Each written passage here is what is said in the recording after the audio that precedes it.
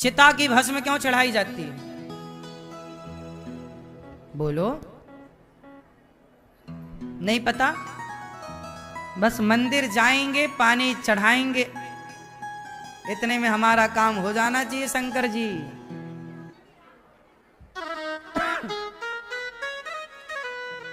वो लोग मूर्ख हैं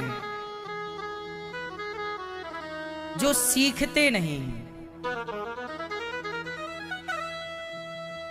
शंकर जी भस्म क्यों रमाते हैं? पूरे शरीर में भस्म रमी है, क्यों? शंकर जी कहते हैं भस्म मैं इसलिए रमाता हूं कि दुनिया वाले शिव जी के मंदिर आएं और देखें कि देखो, ज्यादा घमंड ना करो, एक दिन राख हो जाओगे। तुम राख देखते रहो, तुम्हारा घमंड सातवें आसमान में ना पहुंचे, इसलिए शंकर जी भस्म रमाते हैं कि देखते रहो, राख लिपटी है, तुम भी एक दिन राख बन के लिपट जाओगे। काय का घमंड है? इसलिए शंकर जी राख लपटाते हैं, भस्म चढ़ती है। अब शंकर जी से सीख कोई नहीं रहा है। मंदिर सब जा रहे हैं, फिर चिल्ला रहे हैं महाराज जी बहुत पूजा पाठ किए, कुछ मिला नहीं। राम के मंदिर बहुत जा रहे हैं, राम से सीख क्या रहे हैं? राम जैसी मर्यादा कहां तुम्हारे भीतर है? राम जैसा धैर्य कहां तुम्हारे भीतर है? राम जैसी माँ बाप की आज्ञा का पालन कहां तुम्हारे भीतर है? राम जैसा पत्नी व्रता पुरुष कहां? राम जैसी पत्नी व्रता, राम पत्नी व्रता है, पत्नी सीता के सिवा पराई नारी को राम ने कभी देखा हो तो बताओ? राम पत्नी व्रता पुरुष है, कहां है आजकल का पुरुष पत्नी व्रता? मंदिर तो सब जा रहे हैं राम के, सीख कौन रहा है? राम के रास्ते पर चल कौन रहा? तो जाने से क्या होगा? जाओ, तुम्हारे जाने से क्या होगा? रावण तो राम के आगे खड़ा था। राम के मंदिर जाने से अच्छा है राम के चरित्र को जीवन में उतारा जाए।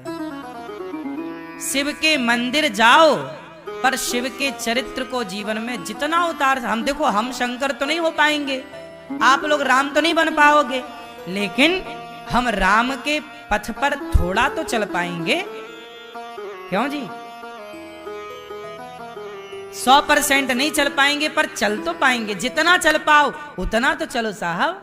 चल नहीं रहे हो एक रत्ती, और लोग जय श्री राम जय श्री राम जय श्री राम, वो गुटखा खा रहे हैं और जय श्री राम बोल के पीछे सिगरेट पी रहे हैं, और जय श्री राम बोल के पीछे शराब पी रहे हैं। और दुर्गा जी रखी नवरात्रि में दिन भर जय माता दी जय माता दी जय माता दी, और पंडाल के पीछे ताश खेल रहे हैं। दुर्गा जी के मंदिर में, दुर्गा जी के पंडाल में ताश। क्या होगा तुम्हारा? ये सनातन धर्म नहीं है, इससे भला ना होगा सनातन संस्कृति का। तुमने तो अर्थ का अनर्थ ही कर दिया। क्यों?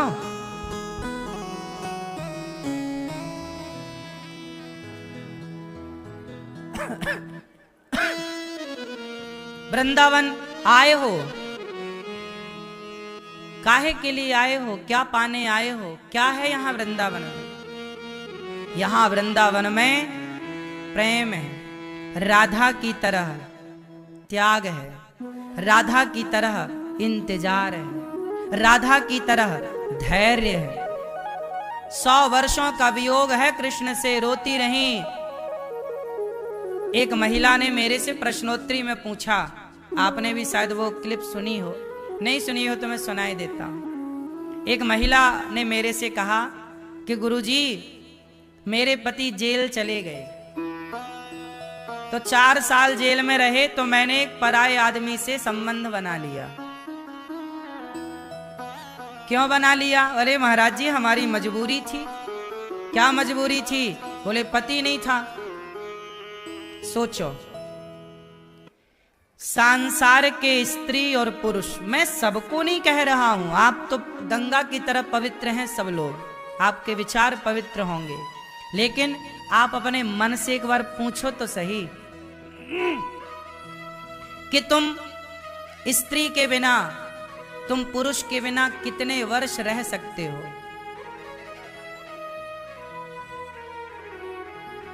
तुम सामान्य स्त्री, सामान्य पुरुष के बिना नहीं रह पाते। तुम्हारा मन चंचल होने लगता है, भटकने लगता है। लेकिन राधा रानी ने जिन कृष्ण से प्रेम किया, जब वो कृष्ण छोड़कर गए, उस समय कृष्ण की उम्र 10.5 वर्ष थी। जब श्री कृष्ण राधा रानी को छोड़कर गए, तब कृष्ण की उम्र, भगवान कृष्ण 10.5 वर्ष के थे, और 10 वर्ष की उम्र में गए, 10.5 वर्ष की उम्र में गए और 100 वर्ष तक नहीं लौटे। कितने वर्ष तक नहीं लौटे?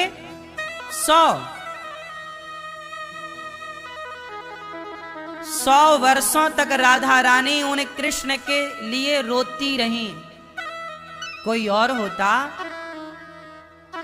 तो कहीं और भी तो मन लग सकता था, बोलो। लेकिन ये वृंदावन यही तो सिखा रहा है। वृंदावन आए हो तो क्या सीखने? कृष्ण का मंदिर क्या सिखाता है? राधा रानी को देखा करो कृष्ण के बगल में खड़े हुए, तो राधा रानी को देखकर एक बार प्रेम राधा रानी से लिया करो कि माँ, जैसे आपका मन कृष्ण के सिवा कहीं स्वप्न में भी कहीं और ना गया, ऐसा है माता, मेरा भी मन आपके चरणों के सिवा, श्याम सुंदर के चरणों के सिवा कभी कहीं ना जाए। इंतजार कितना भी लंबा हो, पर मन कहीं आपके चरणों के सिवा भागे ना। ये कृष्ण का मंदिर मैसेज दे रहा है, पर मैसेज ले कौन रहा है? आजकल के छोरा छोरी तो क्या कहते हैं, तुम मेरी राधा बन जाओ, मैं तुम्हारा कृष्ण बन जा रहा हूं। आजकल के लड़का लड़की तो भोग विलास के लिए राधा और कृष्ण के नाम का प्रयोग कर रहे हैं। अर्थ का अनर्थ यही तो है। राधा कौन है, कृष्ण कौन है, समझ ही नहीं पाए, और तुम अपनी भोग विलास की कामना पूर्ति करने के लिए राधा कृष्ण का नाम ले लेके आज कितने लड़के लड़कियां, है ना? ये वैलेंटाइन डे गया, वैलेंटाइन डे के नाम पर देखो तुम मेरी राधा बन जाओ, मैं तुम्हारा कृष्ण, यही चल रहा है। हिंदू भटक गया अपने रास्ते से।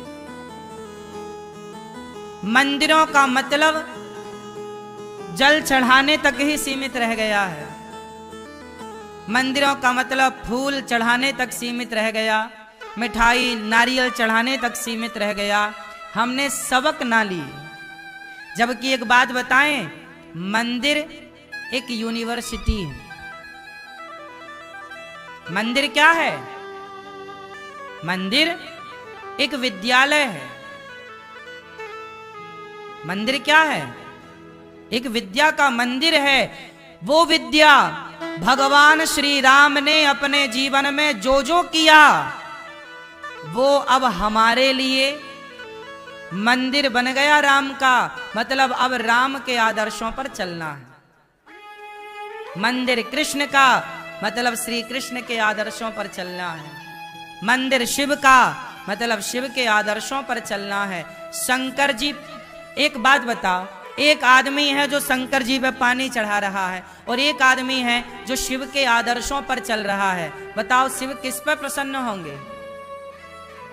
एक राम है, एक राम के मंदिर में एक राम का भक्त है जो राम को फूल मिठाई और सब चढ़ा रहा है, और दूसरा राम के आदर्शों पर चल रहा है। कौन किस पर प्रसन्न होंगे भगवान बताओ जरा।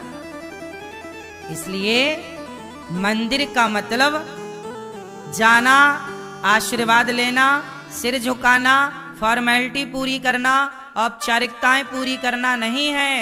मंदिर का मतलब है संपूर्ण ज्ञान वहां पर है संसार का। कृष्ण मतलब गीता, कृष्ण मतलब जहां कृष्ण है वहीं कृष्ण की गीता। तो वो गीता में ज्ञान किसका है? कृष्ण का। तो कृष्ण के मंदिर जा रहे हो मतलब गीता के अकॉर्डिंग चलना है। किस पर चलना है? गीता। अब गीता कोई पढ़ ही नहीं रहा है, सब पोयम पढ़ रहे हैं, जॉनी जॉनी यस पापा याद कर रहे हैं।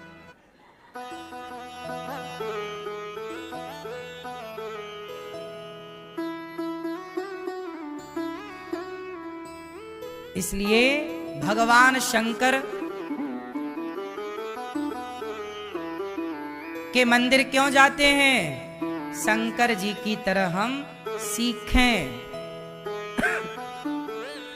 शंकर जी के मंदिर में शंकर जी का वाहन सबसे आगे होता है। शंकर जी के मंदिर में घुसने से पहले किसका दर्शन होता है? किसका? किसका? आप बताओ भैया। ये मंदिर में नंदी क्या कर रहा है? शंकर जी के मंदिर में कौन है ये नंदी? बताओ जरा, सिर्फ आप हैं? सब चुप रहो भैया, हमारे बताएंगे हैं। हाँ, नंदी कौन है? सवारी किसकी? शंकर जी की। और कुछ है? ये नंदी काहे खड़ा है द्वार पे? हैं? पहरेदार। जय हो।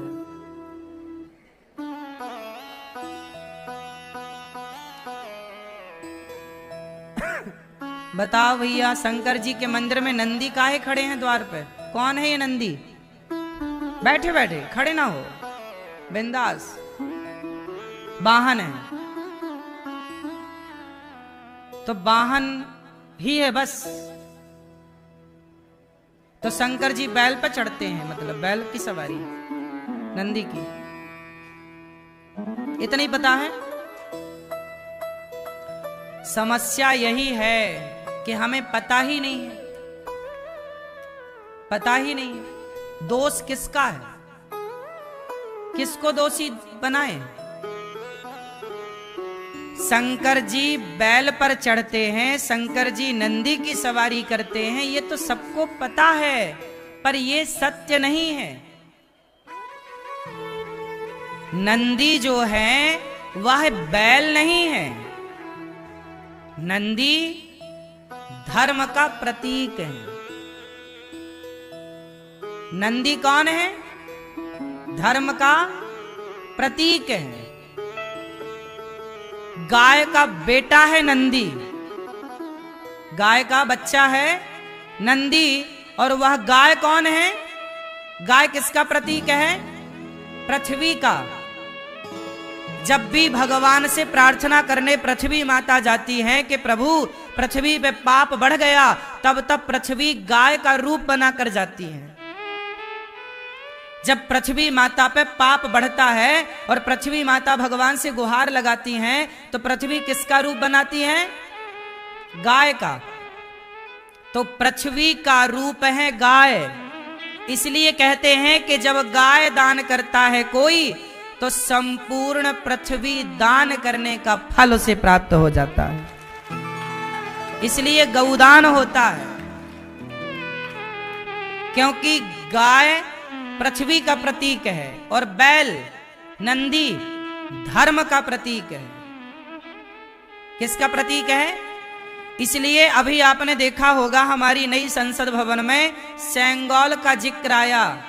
क्या आया? सेंगोल। ये टीवी पे देखो, ये सेंगोल है।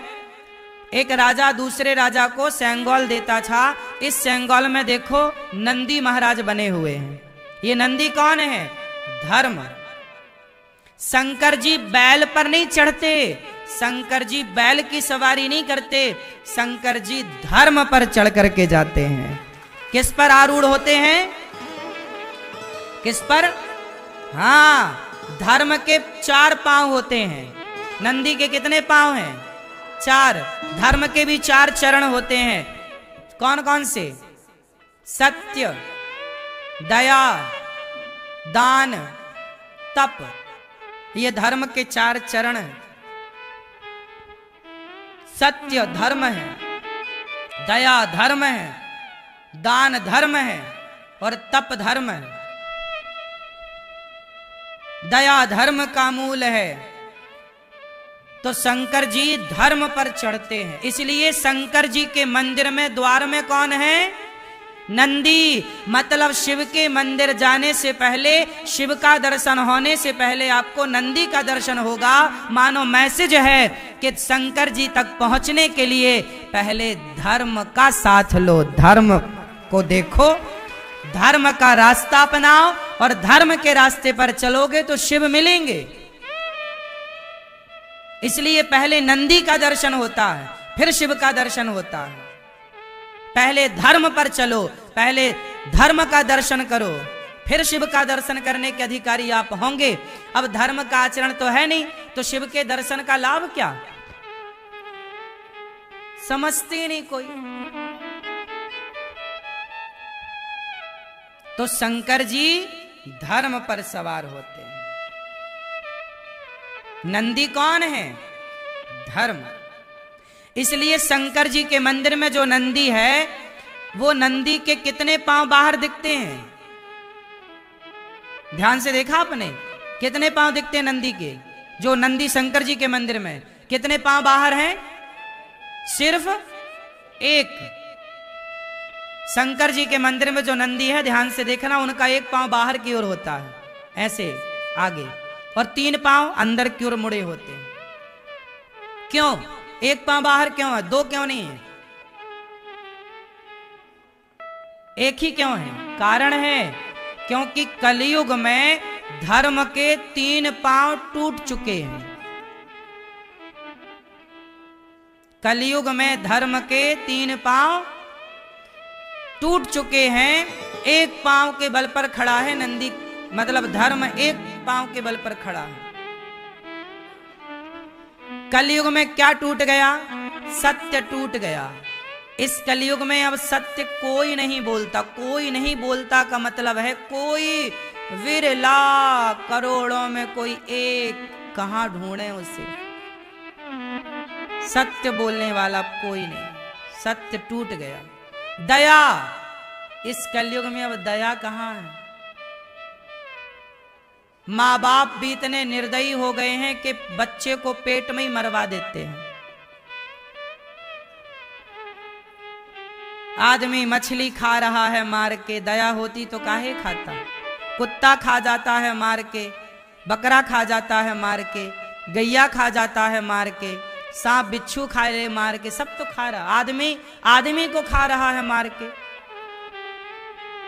दया टूट गई, इसलिए नंदी के 2 पांव टूट गए। तीसरा और तप, तपस्या इस कलयुग में कौन कर रहा है? तपस्या हो ही नहीं पा रही है। जरा सा कष्ट नहीं उठा सकता आज का आदमी। आदी हो गया है एसी का, आदी हो गया है सुख सुविधाओं का। कलयुग में 3 पांव टूट गए, केवल एक पांव बचा है, दान। थोड़ा थोड़ा दान करते हो आप तो संसार में थोड़ा धर्म कर्म दिखाई पड़ रहा है। दान के बल पर सब टिका हुआ है, वरना ये भी जिस दिन चला जाएगा तो धर्म रसातल में चला जाएगा। इसलिए शंकर जी के मंदिर में जो नंदी है, 3 पांव टूटे और एक पांव के बल पर हैं। ये एक पांव होने के पीछे की कथा है। इसलिए कहता हूं, जमाना झूठ बोले तो बोले, तुम ना बोलना। जमाना निर्दयी होए तो होए, तुम ना होना। तुम दयावान बनो, तुम सत्यवान बनो। जमाना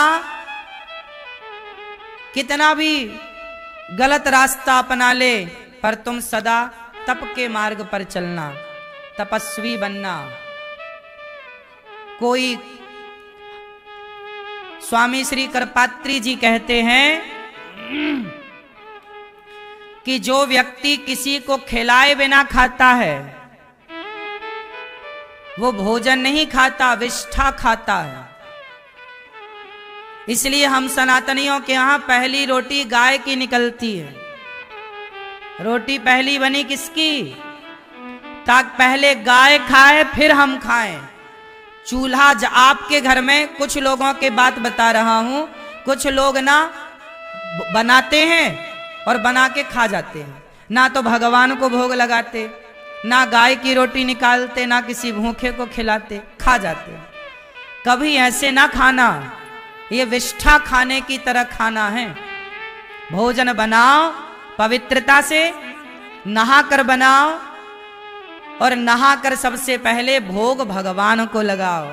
गाय है तो गाय को रोटी खिलाओ, नहीं है तो गौरी गोपाल गौशाला है आपकी, ये गौरी गोपाल गौशाला में गाय रहती हैं, आप भी गौदान यहाँ कर सकते हैं, गाय की रोटी खिला सकते हैं। आपके नाम की यहाँ एक रोटी गाय खाती रहेगी। आपके यहाँ गाय नहीं है, कोई भूखा प्यासा नहीं आ रहा है, तो गौरी गोपाल आश्रम में हजारों साधु संत रोज आते हैं, भरपेट भोजन पाते हैं। एक एक रोटी आपकी रोज यहाँ बटे साधु संतों को, तो आपकी रोटी यहाँ साधु खाए सवेरे, फिर आप खाओ अपने घर पर। तो पहले आपके द्वार से, आपके घर से किसी को पहले खिलाया जाए, फिर खाया जाए, यही विधान है। इसलिए ये दास, मैं ये बात जानता हूं गुरु कृपा से, इसलिए आज तक का रिकॉर्ड है, जब तक हजारों साधु संत गौरी गोपाल में भोजन नहीं कर लेते, तब तक ये दास अनिरुद्ध भोजन नहीं करता। मेरा नित्य का नियम है, मेरा 12 महीने का नियम है कि जब तक यहाँ हजारों लोग भोजन प्रसादी नहीं पा लेते, तब तक मैं भोजन, हजारों साधु संत सवेरे 8 बजे से आकर यहाँ खड़े हो जाते हैं। सवेरे 8 बजे से यहाँ भोजन वितरण चालू हो जाता है, 8-9 बजे से, और भक्त तो प्रसाद पाते हैं। जब ये साधु संत आप जैसे भक्त खा लेते हैं, तब फिर प्रसाद पाता हूं। यही तो दया है आपके भीतर, इसलिए ऐसी दया का पालन कीजिए। इस कलयुग में अब दया नहीं है, कोई किसी को रोटी देने को तैयार नहीं, छीन लेते हैं रोटियां बल्कि। इसलिए दया ना छोड़िए, तुलसी दया ना छोड़िए, जब तक घट में प्राण। तो भगवान शिव का अपमान हुआ, दक्ष ने बहुत गालियां दी, शिव ने कोई जवाब नहीं दिया। बाद में सती माता पार्वती बनी और शिव पार्वती का विवाह संपन्न हुआ। बोलिए शंकर भगवान। मनु जी महाराज के 2 बेटे हुए, प्रियव्रत, उत्तानपाद। उत्तानपाद की 2 पत्नियां हुई, सुनीति और सुरुचि। सुनीति का विवाह हुआ, सुनीति के पुत्र हुए उत्तम, सुनीति के पुत्र हुए ध्रुव, और सुरुचि के पुत्र हुए उत्तम। ध्रुव जी का 5 वर्ष की आयु में ही मन भगवान में लग चुका था। ध्रुव जी बहुत छोटे हैं, आयु तो बहुत कम है ध्रुव जी की, लेकिन कम आयु में भी ध्रुव जी भगवान का चिंतन करते हैं। एक दिन माँ की गोद में, पिता की गोद में बैठने गए, तो बगल में खड़े सौतेली माँ ने ध्रुव जी को पिता की गोद में बैठने नहीं दिया, हाथ पकड़कर नीचे गिरा दिया। तो इस गोद में बैठने का अधिकारी नहीं है, चल यहां से। अपमान कर दिया ध्रुव जी महाराज का। यहां पर एक बात आपको समझनी है कि जब कोई आपका अपमान करे तो आप उत्तर ना दिया करो। बात समझ में आई? ध्रुव जी का अपमान हुआ, माँ ने किया, सौतेली माँ ने जा कह दिया, तपसाराध्य पुरुषम दस्यैवानुग्रहेण में, जा पुत्र तप कर। ध्रुव जी चल पड़े।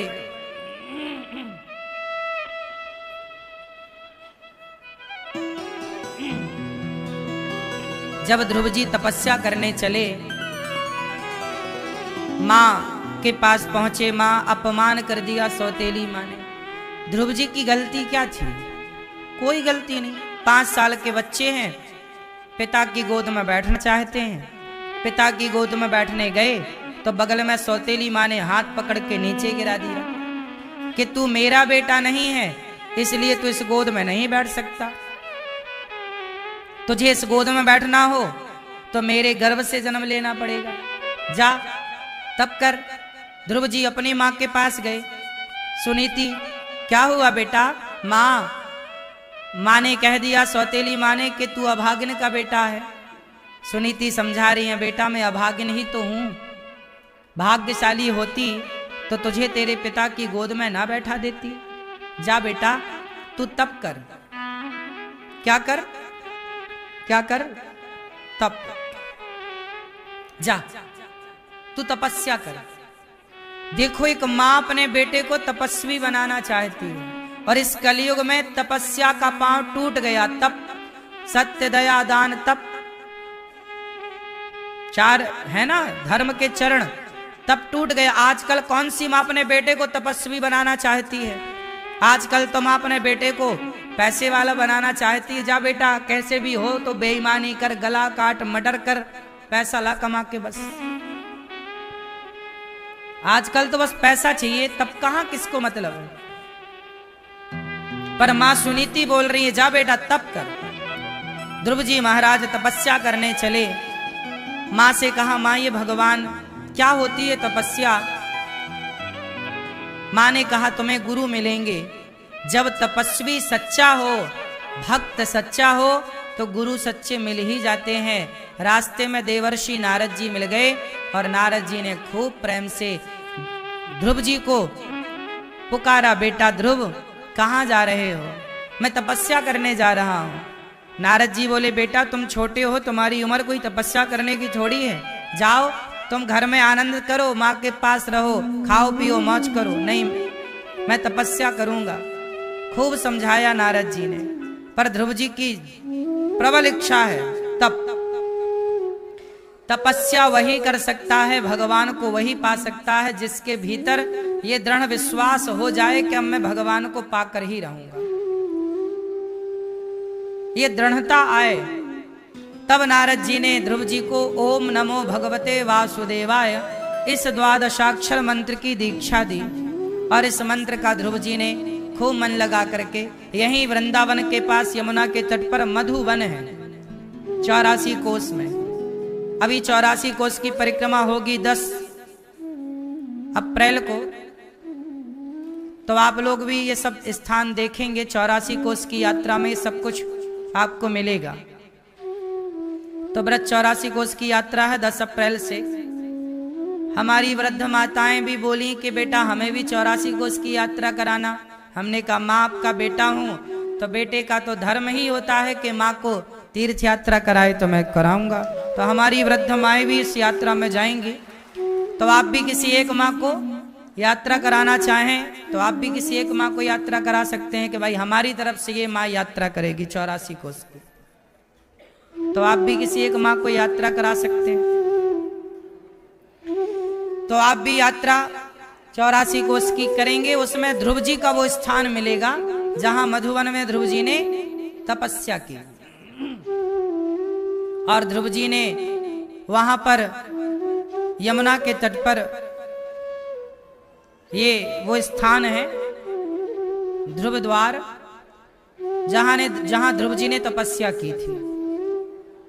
ये ब्रज 84 कोस के भीतर ही है, यमुना के तट पर, ब्रह्मांड घाट के पास, जहां भगवान ने मिट्टी खाई थी।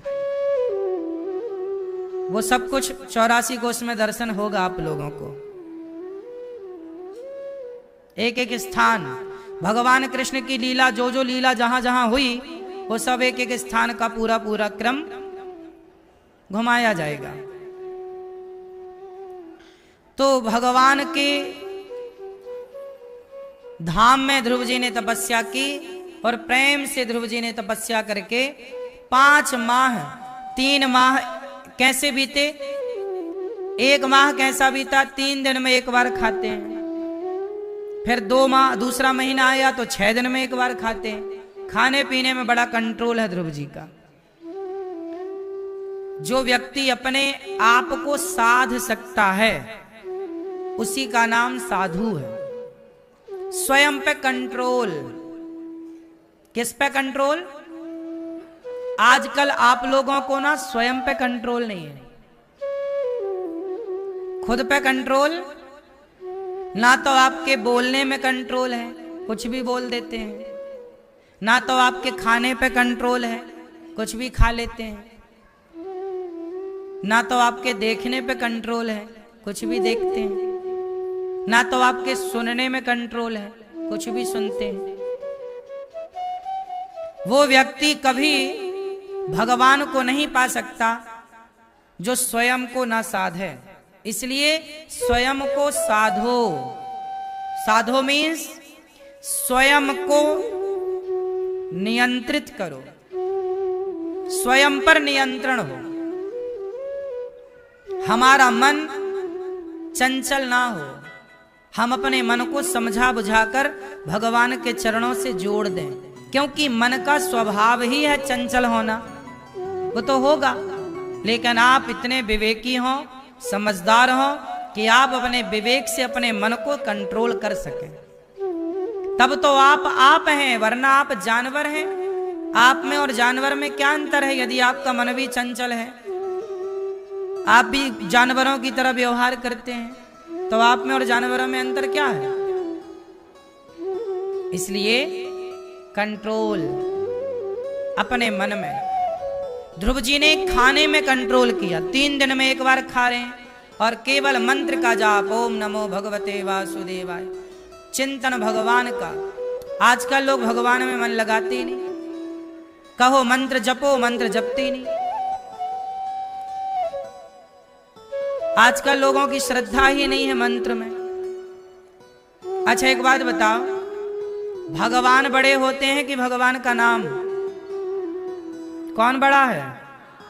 भगवान बड़े कि भगवान का नाम बड़ा? मैया नाम। भगवान से बड़ा भगवान का नाम। इसलिए कि नाम जपा था माता शबरी ने तो राम आ गए। नाम के बल पर तो आए। ऐसे ही जब भक्त नाम जपता है तो नाम ही आपको नामी की ओर ले जाता है। नामी मतलब भगवान। राम का नाम तो नामी हो गए राम, कृष्ण का नाम तो नामी हो गए कृष्ण। जिनका नाम जपते हो वह नाम ही उनकी ओर ले जाता है। इसलिए नाम जप अधिक से अधिक होना चाहिए। संसार से मन हटे, मन तब कंट्रोल होगा जब नाम जप होगा। वाणी भगवान के गुणगान में लगी हो, आंखें भगवान के दर्शन में हो। काम भी करो, मतलब इसका ये नहीं है कि तुम दिन भर भगवान को ही मंदिर में बैठे रहो ना।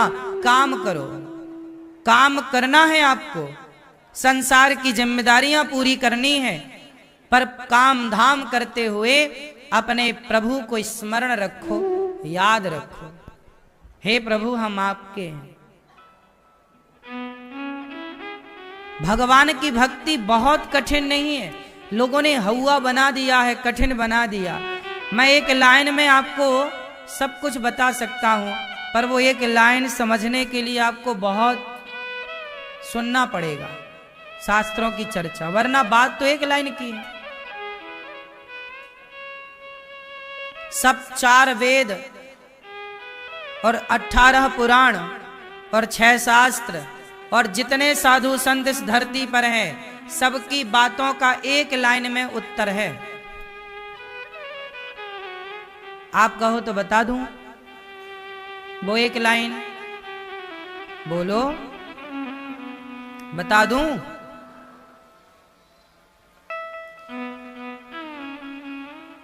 वो एक लाइन है कि मेरे तो गिरधर गोपाल दूसरो ना। इससे बड़ा कोई ज्ञान होए तो आप मुझे बता दो। मेरे तो मेरे एक भगवान है, दूसरा कोई नहीं। जब दूसरे से संबंध हट जाएगा, जब दूसरे से कोई संबंध रहेगा ही नहीं, एक भगवान से संबंध जुड़ जाए, यही तो सार है। अब जैसे आपका आ गया बुढ़ापा, जिनका आ गया, तो अब आपको सबसे संबंध जोड़ने की क्या जरूरत है? अब तो सारे संबंधियों को राम राम कह के विदा करो और आप अपना संबंध केवल भगवान से। अब केवल कृष्ण को याद रखो। भगवान को याद रखो। और किसी को याद रखने की अभी उम्र नहीं है। जब उम्र थी तो सबको याद रखा, सारे रिश्ते नाते निभाए, सारा व्यवहार निभाया हमने, सब तो किया। लेकिन सबका एक टाइम होता है ना। मरते समय तक तो व्यवहार निभाना सही नहीं होगा ना। व्यवहार भी निभाने की एक उम्र है, सब चीज की एक आयु निश्चित है। हमारे यहां सब बटा हुआ है। 25 साल का ब्रह्मचर्य, 25 साल का गृहस्थ, 25 साल का वानप्रस्थ, 25 साल का सन्यास। तो भगवान, मेरे तो भगवान, जो व्यक्ति ये भीतर से मान ले, देखो ये तो कहने की बात होगी। आप सब कहो एक बार, मेरे तो गिरधर गोपाल कहो,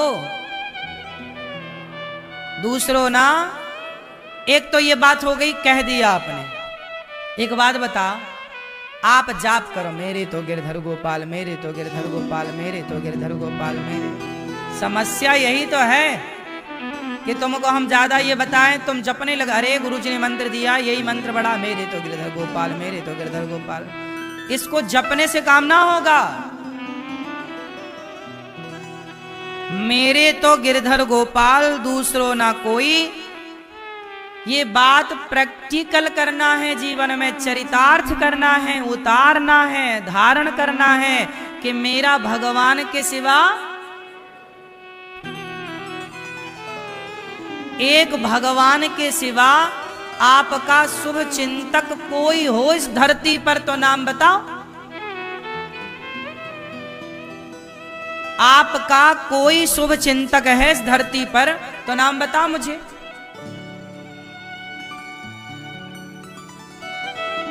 तुम्हारी मां, तुम जब छोटे होते हो तब तुम्हारे बारे में सोचती, जब तुम कमाने लग जाते हो तो माँ बाप फिर नहीं सोचते तुम्हारे बारे में, ठीक है। तुम्हें लगता है पत्नी मेरे बारे में सोच रही है, नहीं, पत्नी अपने बारे में सोच रही है। तुम्हें लगता है पति मेरे बारे में सोच रहा, पति अपने बारे में, पति आपके बारे में नहीं, अपने बारे में सोच रहा है। माँ बाप क्या कहते हैं, महाराज जी हम बच्चों के बारे में सोचते हैं, नहीं, आप बच्चों के बारे में नहीं सोचते, आप अपने बारे में सोचते हैं। सुनो कैसे, जैसे किसी को बच्चा नहीं होता, फॉर एग्जाम्पल, जैसे किसी को बेटा नहीं हो रहा, वो महिला वो पुरुष रो, हे गुरुजी, हे भगवान हमें बेटा हो जाए, बेटा। क्यों तुम्हें बेटा चाहिए? अब ये बताओ उसे बेटा क्यों चाहिए? उसे बेटा इसलिए चाहिए क्योंकि सब लोग ताने मारते हैं। कोई ताने ना मारे तो बेटे की जरूरत ही ना लगे।